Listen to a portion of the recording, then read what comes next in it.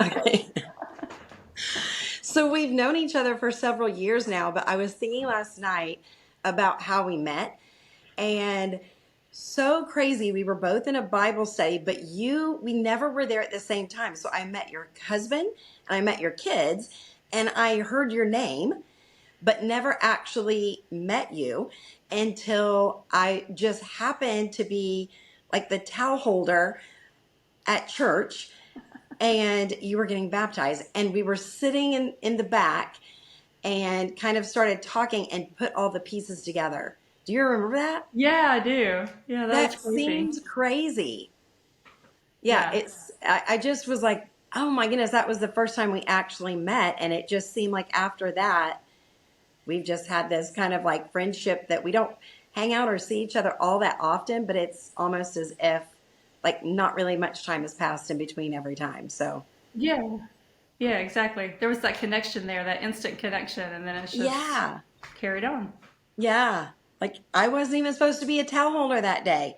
Like that's just how God does. But anyway, so the other thing that is really interesting about both of us that we have figured out over time is that we both have these autoimmune diseases. And I'm just going to start there and like put our dirty laundry Yeah. out for everyone. I think it's like an important piece. To me, it makes your story so much more impactful with you running triathlons now. Um, because the disease that we have is like a gut problem, and they're not exactly the same, but they're very very similar diseases.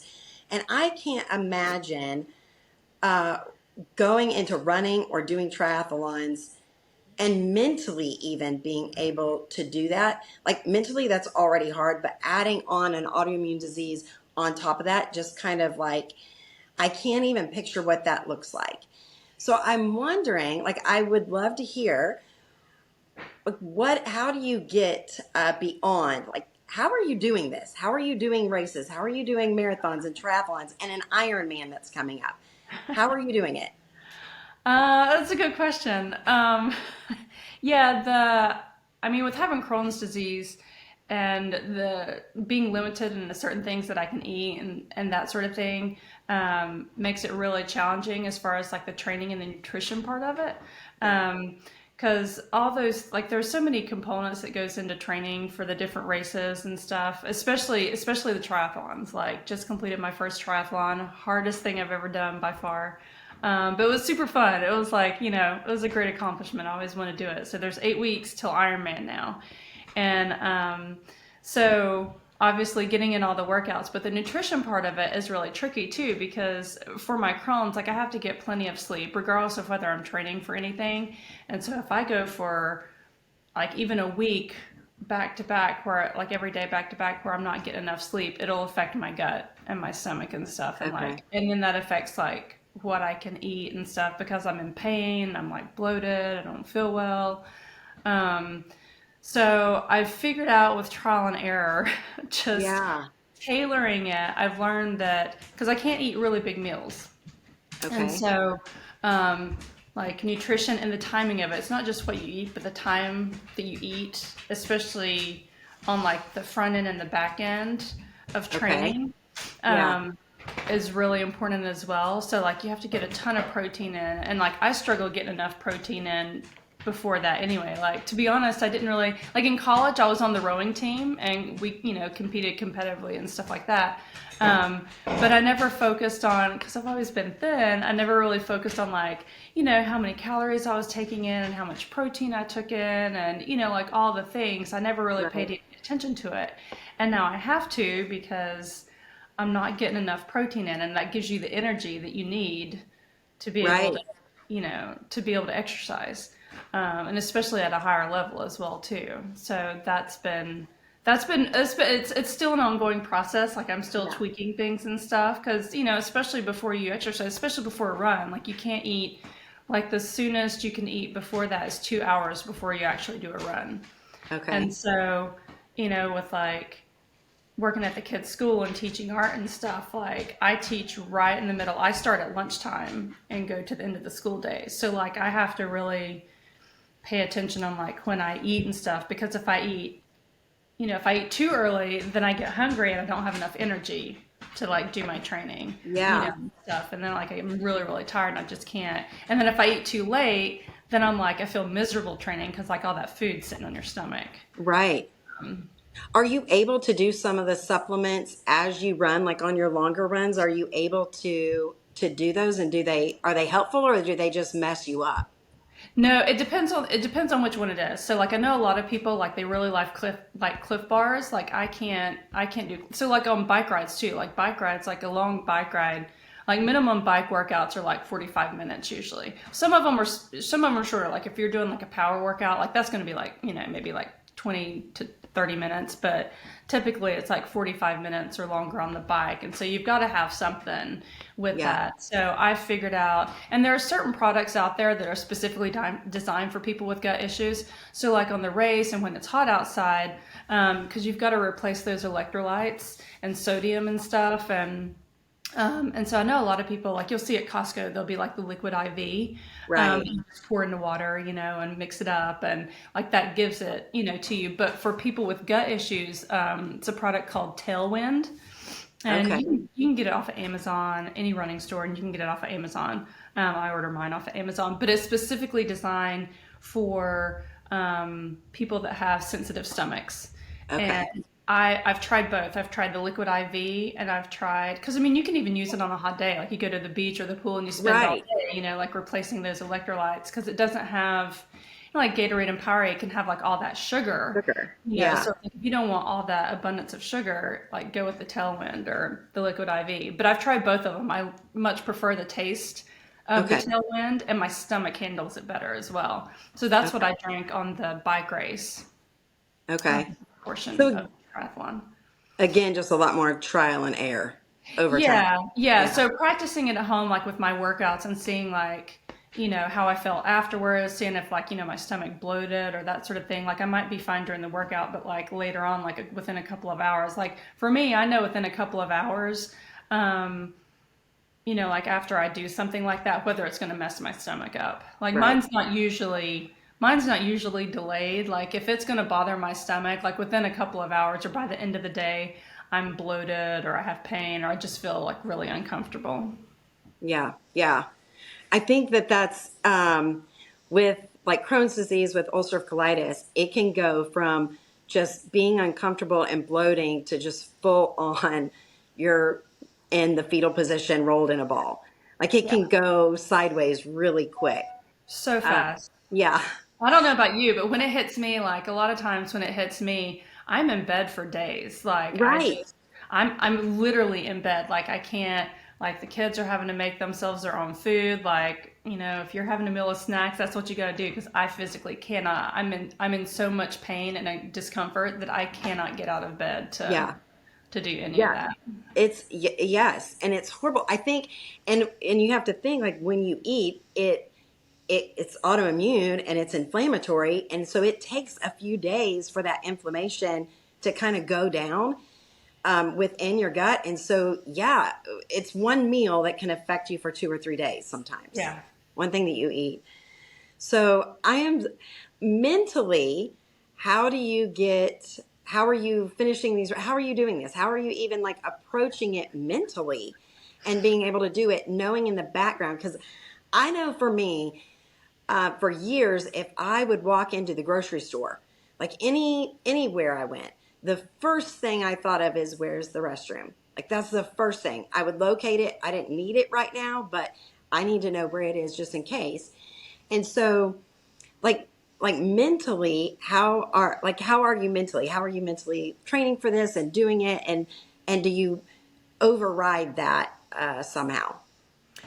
So, yeah, like mental part of it, as far as like being able to do it, like I draw from my years in college of rowing, being on the rowing team, because like rowing, I mean, obviously like a huge physical element of it, but like a big portion of it is mental, because I mean, you're in the river and like, you're racing all these other boats and stuff, and you get to a point where like you are shot, like you're just like, I don't think I can keep going, and like you might have like 200 meters left to go, and it's like you have to like dig deep mentally to like keep pushing yourself physically. So a lot of times like on the mental when I'm like training and like when I'm in the actual race, I'm like, you can do this, you can do this. You know, like there's like I have like different little like depending on what it is, like I'll have different little mantras that I'll that I'll repeat in my head.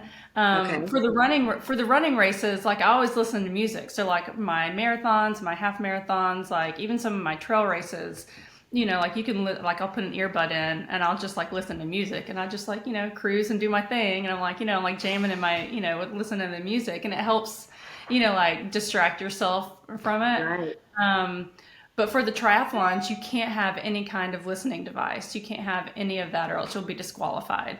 And so Okay. that's a lot of time to be on the bike. Yeah. I mean, I get it on the bike, it's for safety reasons, but especially on the run, like the run's the very last, you're tired, you're hot, you're done, you just want to be done. And it's a lot. So like I'll have like different phrases or like, like little mantras I'll repeat in my head to like keep me going or different phrases like upbeat songs that like if I were listening to it, that's the song I'd be listening to and I'll repeat that in my head. Okay. As far as like the bike part goes, well, back up before that too. Like if I've put the training in that I needed to, like I'm not really as concerned on race day about like how it's going to go. Okay. Um, so like if I haven't put all the training in, like this triathlon, because like this summer's been crazy. Like we've had a ton of travel, and Ryan's been gone traveling a lot, so he hasn't been home. So I've been a single mom a lot, and so for my bike workouts and my run workouts, I probably only got half of them in. Was only able to fit half of them in Oh uh, my. that I needed to. Yeah. So the race day came and I was a lot more nervous and apprehensive about it than what I normally would have been, just knowing that I didn't get all the training in that I should have. Um, as far as like the bathroom, I've had the exact opposite thing. So like Okay. mine, like most Crohn's patients, they struggle, like just being real. So hopefully Yeah. it's not I know. TMI, but anybody with stomach issues will get it. So with Crohn's, like the majority of Crohn's patients, they struggle with diarrhea and like weight loss and stuff like that. They Right. cannot gain weight. Like I'm the exact opposite. Like mine's Okay. always been from day one, mine's always been constipation. And so that's my thing that I have to be really careful about because certain foods and like the way I eat, and I have to structure my morning. It has to start very first thing in the day. So I have to structure my morning that like I can't just like jump out of bed and like hit the ground running. Like it doesn't give my system time to like wake up and do what it Right. needs to do.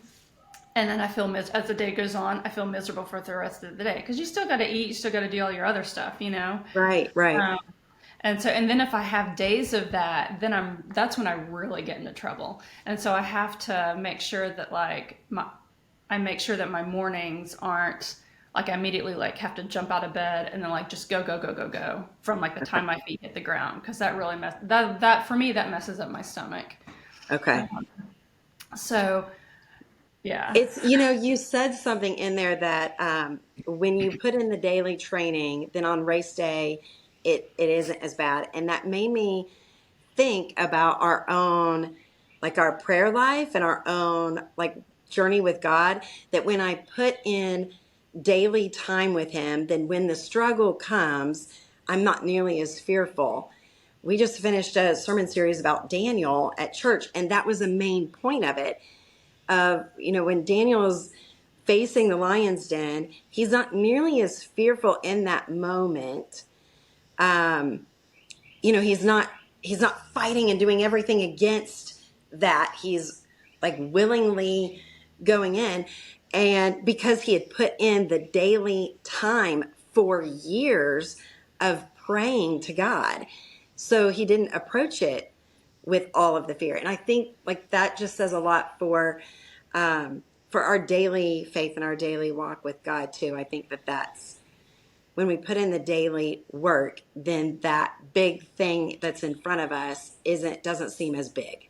Exactly. It doesn't seem so overwhelming and like, oh my goodness, how am I going to handle this or do this? Because Yeah. we have that foundation, or Yeah. like, okay, no, like God's got this, like I can handle this, like, Yeah. yeah, okay. And there's almost a comfort and a peace that Yeah, kind of comes with it. yeah, Yeah. yeah. Instead of freak out mode. Yeah. Yeah, you don't I, have all that mental turmoil and, anxiety and just, yeah. right. Right. So, okay. So the next thing that you just finished your first triathlon. Is that right? Mhm. Was that your first Yeah. one? That was And my then first one. you've got an Ironman coming up in September. Yes. Yeah. And then what? Like, what will be next? Is there anything past that in the racing world? What, past like bigger than Iron Man? Yeah, like bigger than Ironman. Like, what's next? Well, I'm not doing a full Iron Man. I'm doing a half. So I'm doing the Okay. 70.3. So So then the next is the full, I guess. I don't know if I want to do a full or not. I don't know. I gotta wait and see like about the half because I mean that's it's Yeah. almost a mile and a half swim, like 50-mile bike ride, 13.1 mile run. So it's essentially like double like everything I just did on Sunday. But there is the full, So that one's a big one. So Yeah. just the run portion on that one's a marathon. I mean it's 26.2 miles. Yeah. So I don't know if I'll get to that point because I've done 2 marathons and I did not like it at all. Okay. Um, like pounding pavement for that long is not, I don't find enjoyable. Like, Right. yeah. So I don't know if I would ever get talked into doing, doing a full, and that would be a lot of training and just with like, my kids are 10 and 7 at this point, and so that might be for like later on when I'm like in Yeah. the senior division and I have time The to senior division. time to do it and stuff. And um, Ah. I did in the off season, like during the winter and stuff. I do. Okay, so then I also wanted to ask you about the retreat. So I helped Yeah. to plan and organize a women's retreat, and last year you came all the way to Tennessee. Both of us live in North Carolina, but you came all the way to Tennessee. And so I'm just curious, like what made you want to one make that drive and to attend it? What like a lot of people don't necessarily want to commit to something that's down the street. So one, what was the draw? What did you like? I guess we'll just start with that. Like, was there something going on in your life, or what was it that you felt like I need this and it's worth a 6 hour drive? It was it was a couple of things. I had at that point, well, first off, a couple of friends from church, they had gone to the previous women's retreat. I forgot that you had done, like Okay. here in Georgia, and I had seen that. I had seen it after it was posted, and they were talking about like on Facebook, like how amazing it was, and I'm like, oh man, I wish I could have, like, if I'd known about it, I totally would have gone, like, oh, and so like hated that I missed out on it. And so I'm like, all right, next one. I want to go, make sure. And then fast forward to that, it was just like at a time like Ryan was traveling a lot for his work, and I was like doing the single mom thing a lot because he was gone so much, and we have a ton of animals, as you know. We have like our own like little mini horse farm type thing. So we have Yeah. dogs the size of horses and horses. So it's a lot to take care of. Um, and I just and we hadn't really made like a lot of close friends. Like we knew people in the area. So we've only lived here for about 6 years.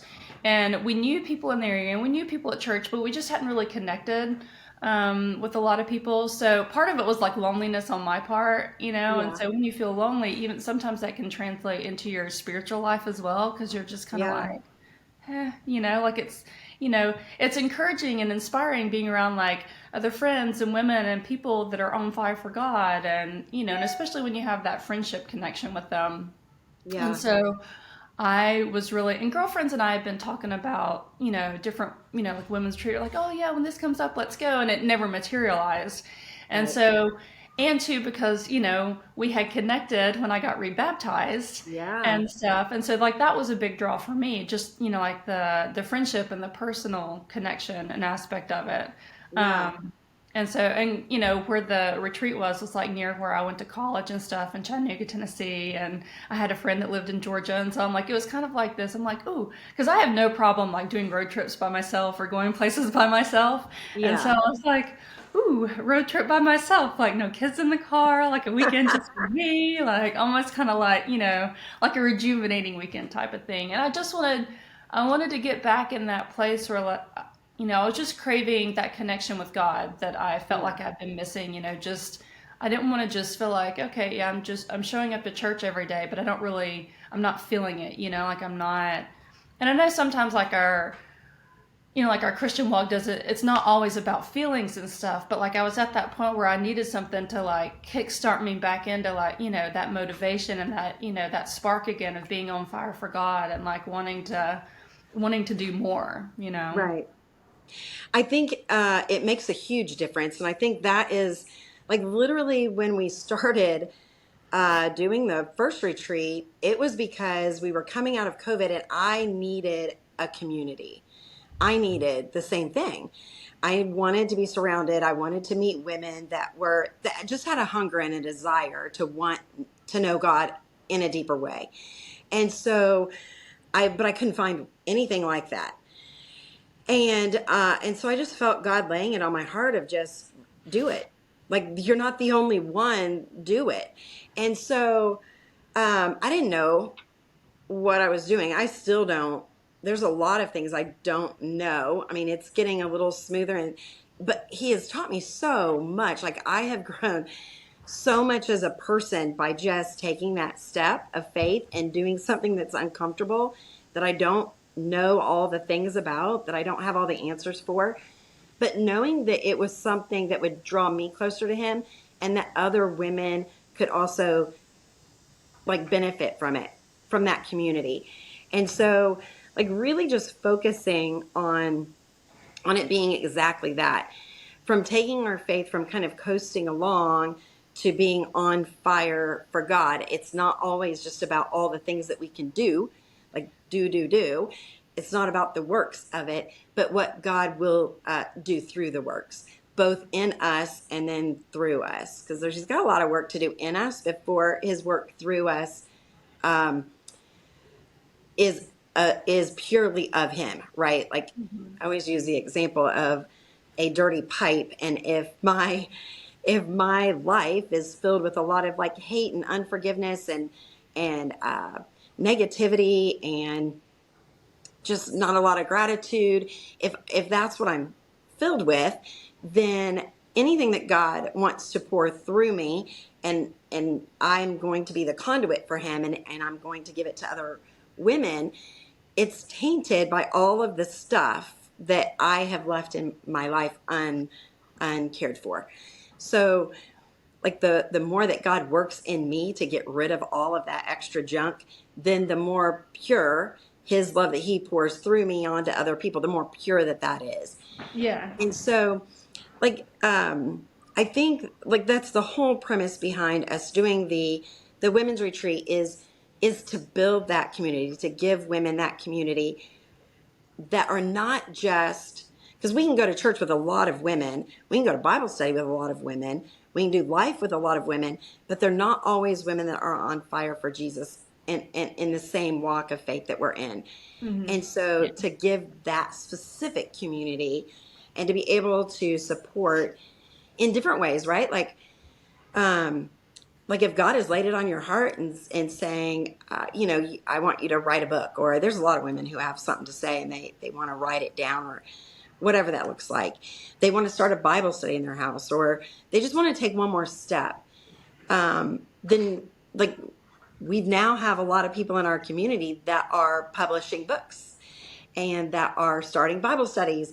And so like it's exciting to see that encouragement from the community can help give us that bump, that boost that we Mm-hmm. need of just, okay, I don't need to be afraid of this anymore because I have people supporting me and behind me with it. And then showing you how to do it sometimes. And for some women, it's just like, hey, I want to do something a little bit more. Maybe their next step is just, I just want to be able to pray every day, or I want to increase my prayer life just by praying every day, or I just want to be able to read the Bible and have it make sense. And so it's just being committed to that's the next step, is just to pick up their Bible and start reading it in some way. So like those next steps can look all different Mm-hmm. ways, but it's important to have a community around you to kind of support and help you through that. So Absolutely. And I think that was partly like what really motivated me to like make that huge drive to go to it because there wasn't anything here, like I yeah, looked in the area and like put feelers out and stuff and there just wasn't anything. And because you and I had that connection and stuff and I knew women from church that had done it previous, and they absolutely loved it. I'm like, yeah, I want to be a part of that. Yeah. And and so I don't know, and it was exactly what I needed. Like it was a total God thing because I got there, I didn't know anybody else there. Like you were Yeah. the only person. You were the only Yeah. person, you know, like I didn't know anybody else there. And normally, like I'm an introvert with extrovert moments. Like Right. Right. I like to be around people and friends and have that, you know, that social connection. But then I need to go back and be like, okay, I'm by myself. Like nobody talk to me. Nobody let me just be by myself and, you know, just settle. Um, but it was exactly what I needed. Like every session, everything that was said, even in like, you know, the gift boxes and stuff like that, like absolutely everything was like, it was almost as if it was like tailored specifically for me.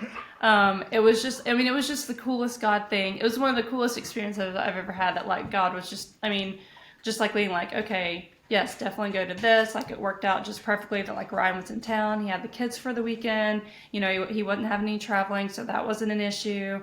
And it was all the things that my heart was like Right. needing to hear and what, you know, like just needing to be filled up with God. And it was Yeah. the most amazing experience. Like it was fantastic. And like what I loved about it too is like as well is that, um, you know, it was obvious that like, I mean, you were transparent through all of it, you know, that like, you know, God led you to add this one thing like right at the last minute.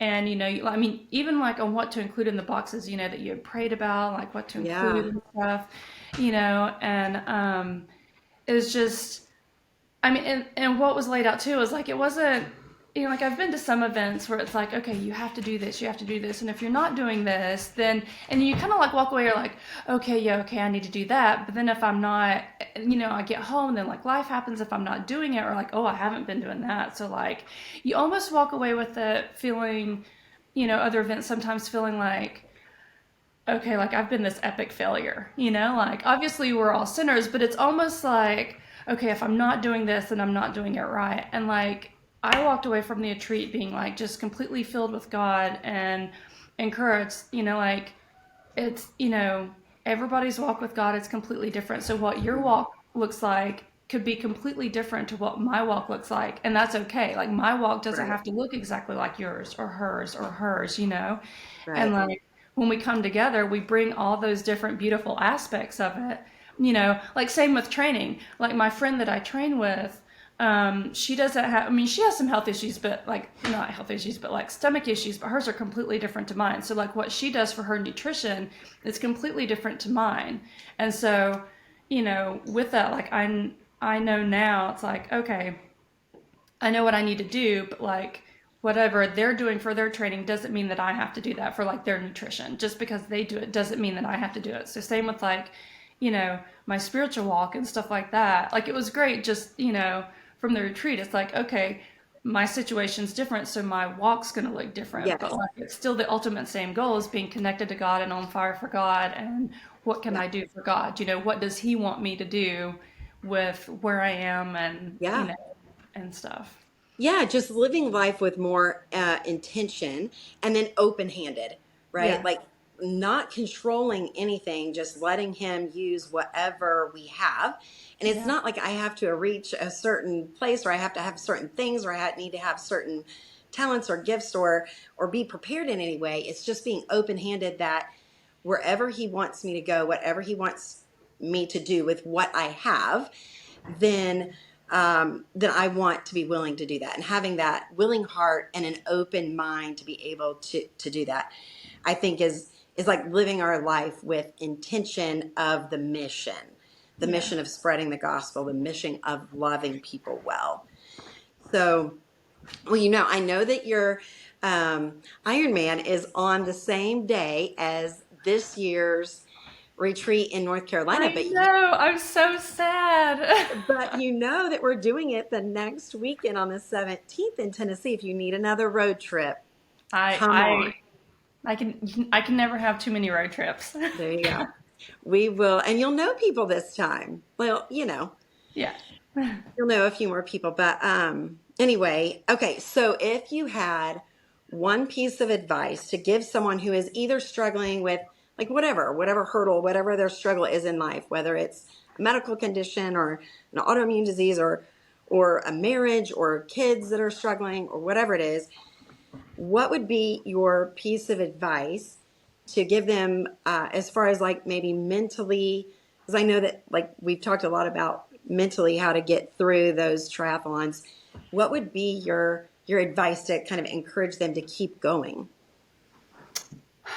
Um, so many things, but um, I think one of the biggest things for me, and I think I probably would give, is like, and it's hard to do because I feel like we all struggle with it, but not comparing yourself to anyone else or anybody else's situation, or anybody else's mindset on how they would view it or how they would handle it, or because and even now I have to remind myself of that, like even on training or this or that, and like with my health, especially with my health stuff, because I've always been an active person, like always, just and so when my stomach bothers me, I can get depressed really quickly and really Yeah, easily because I'm not able to do the things that I want to do and that I yeah, know I should be able to do. And so like, cross between like anger and depression, like I can get hmm, really down really easily about it.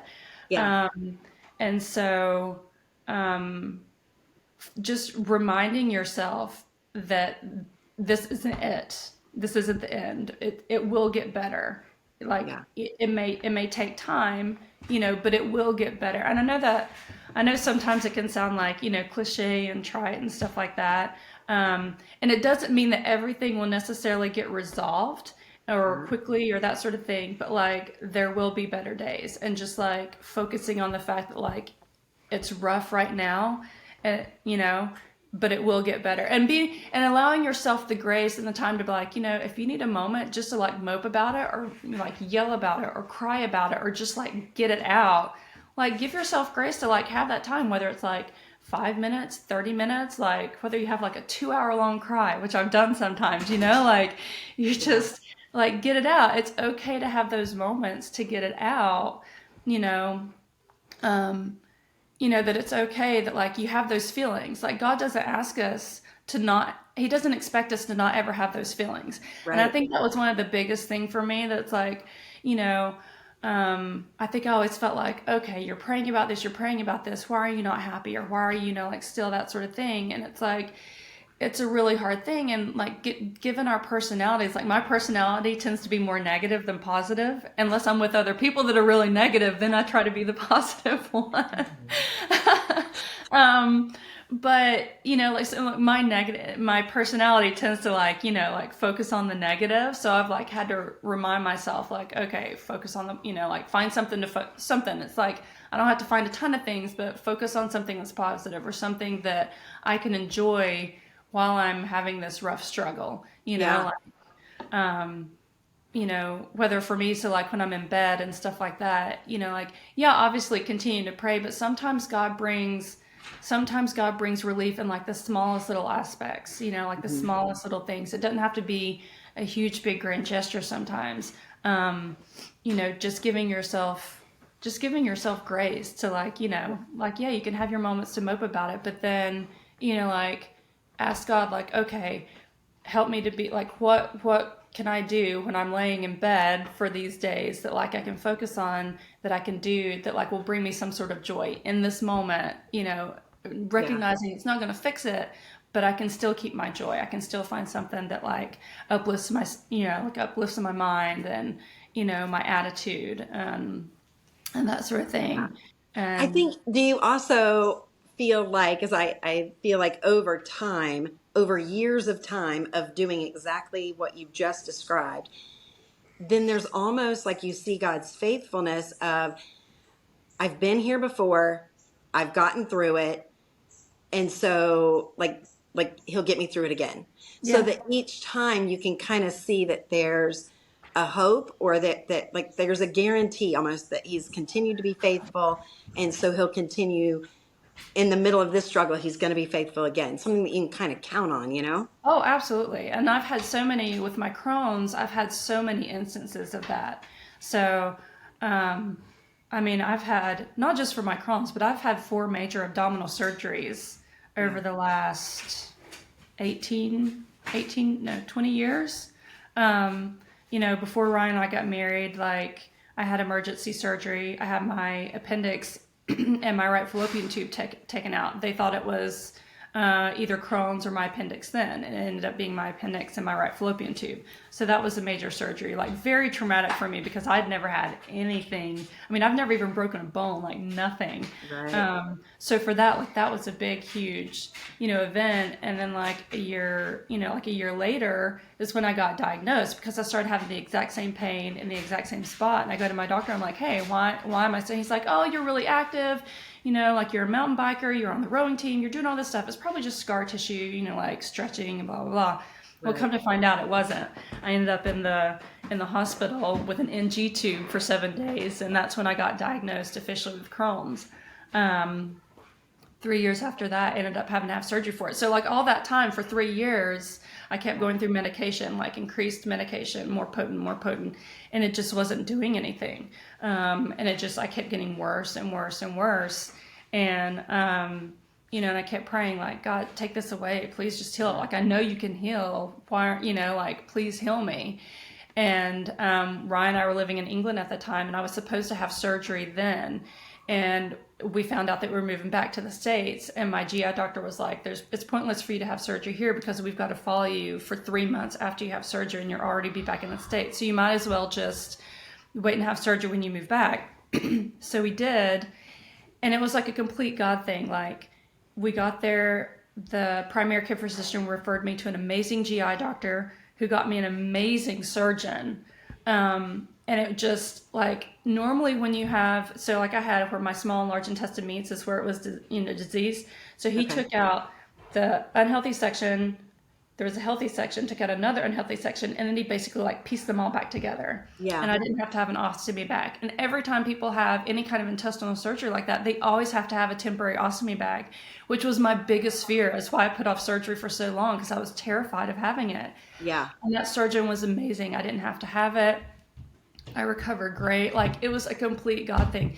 And it was a complete answer to prayer. So even though he didn't answer my prayer how I wanted it answered, he answered it how he knew was best for me.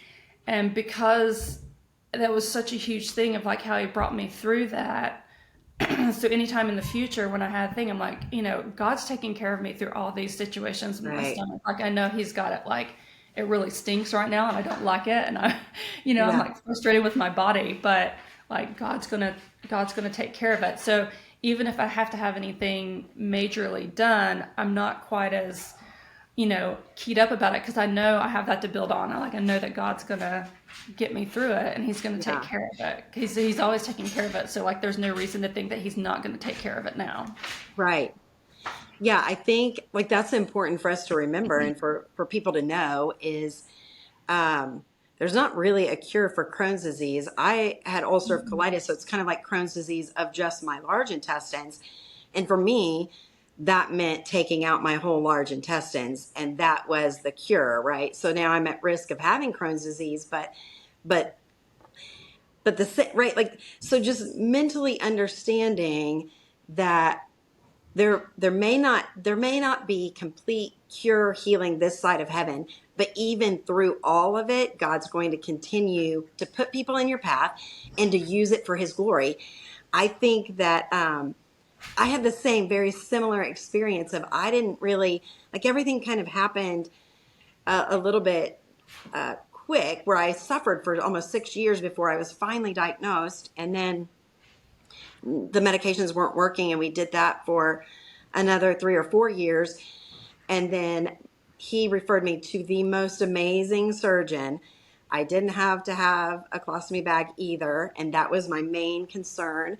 I had little babies, my kids were so little at the time, so it was a big fear for me. And but just seeing that, like, God has put all of these people out of all the GI people, why this one, right? Like, Mm-hmm. and why did he refer me to this surgeon that was 2 hours away instead of like the surgeon that was just down the street? Mm-hmm. So, like, just continuing, I've had the opportunity to meet and to talk to so many people about that's either have Crohn's disease or ulcerative colitis that I feel like God has just put in my life for me to be able to encourage them and for me to point them in different directions and to say, hey, have you thought about this? Or like he's just been able to use that disease as kind of a springboard of me being able to talk to other people that's led to friendships and then led to, hey, do you know about God? Like, those kind of Yeah. conversations,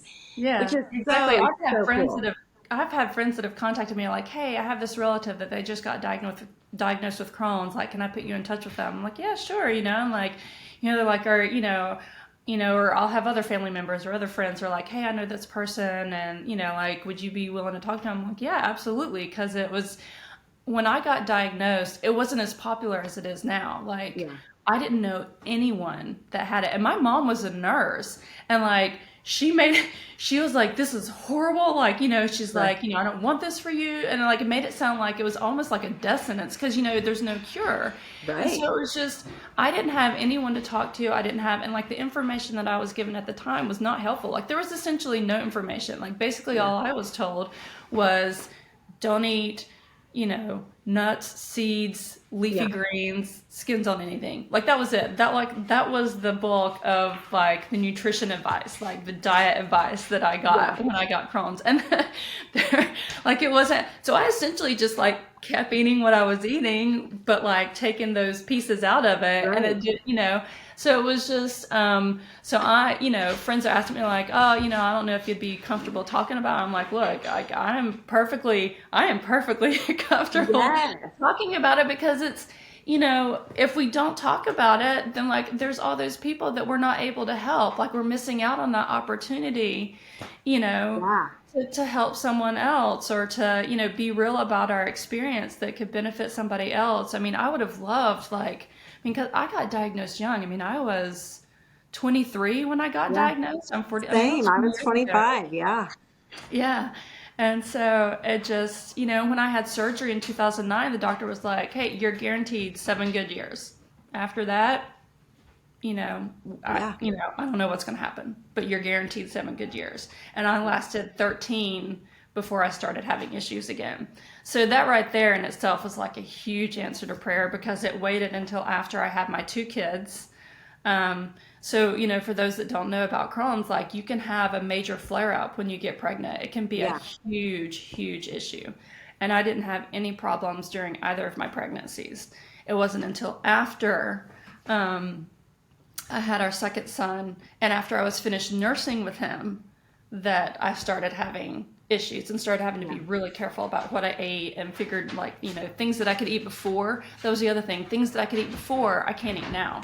So things that didn't bother me, like now Right. I know exactly. Change. And so, yeah. Yeah. So it's an Yeah. ongoing process. And, like obviously like as we age and stuff, Right. things change, you have to adjust and you have to modify a little bit. And, like having those people, in your life that are like supportive and that you can draw on and stuff like that and like uplift you through Right. those tough times are huge. Yeah. It's huge. Yeah. So, yeah, and that goes right back to how important it is to have that community, that Yeah. support of people who kind of understand, but they're in.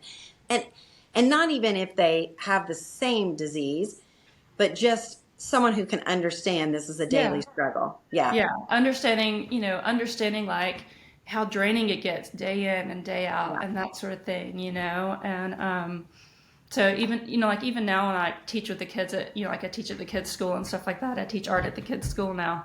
And, like different kids will come in like, oh, my stomach's bother me or that sort of thing. Or like now that they know, so like and they'll Yeah. ask me questions or this or that or, and stuff. And so it's just, it's neat to be able to have that experience, to be able to understand, Mhm. like, even if somebody's going through something where, like, they're in chronic pain, it might not be stomach pain, but they're in chronic pain, like even though I don't know exactly what they're going through, but I can understand because I've been there. I've been Yeah.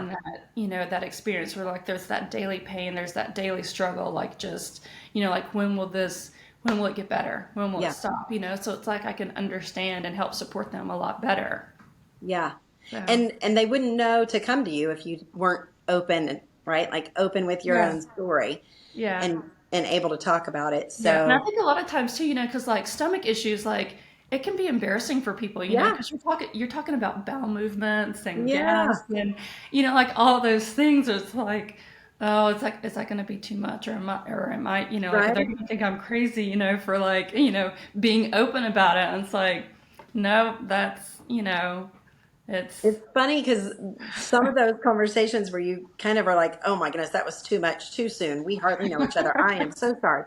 Is usually that time that the person is like, no, I'm having issues. I need to talk to yeah, someone about this. yeah, So like those are the moments for me that I always am like, okay, well, like God is the one who like yeah. ordered this step and put like started this conversation to begin with, which is Yeah. super So cool. if anyone ever meets me, just be prepared. Like I have no problem. I have no problem laying it all out. Yes. Oh my goodness, that's Yeah. hysterical. Uh, Uh, well, I tell you, it has been amazing to catch up and to talk to you. We have got to go out. We've got to get coffee again. We did that, I don't know, yes, a year absolutely. ago almost. Doesn't even seem like that as I all can't ago. believe it's been that long ago already. That's It's been crazy. forever ago. But anyway, let's stay in touch and then and we'll grab coffee sometime and just sit Yes, around and talk about kids and life and pets. absolutely. Love it. All right, we'll talk to you later. Okay. Thanks, All right, Andy. bye. Bye. Okay, that was good. Yes. Well, yeah, they'll cut it after that. Okay, so we'll just I mean, did you feel okay with that? Is there any, if Yeah. there's anything that you think later and you're like, I want that cut out, I don't know what it would be, but then just we'll cut it out. It's no big deal. I'm I think awkward in general anyway, so like they can get the full awkwardness like yeah, I think I'm all about being real and that's me real, so I know. It's exactly, that is exactly, yeah, like people I'm don't not I'm not know. I'm not a polished person, so I so agree. Yeah.